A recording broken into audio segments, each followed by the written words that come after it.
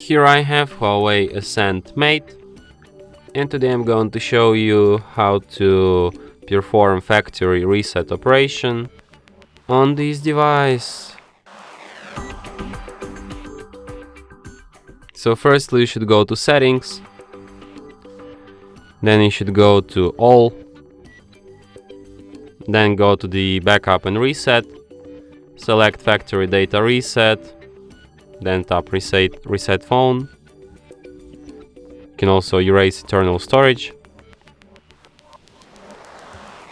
I guess you should select these two and then tap reset phone, and after that device will be restarted in about a minute or so.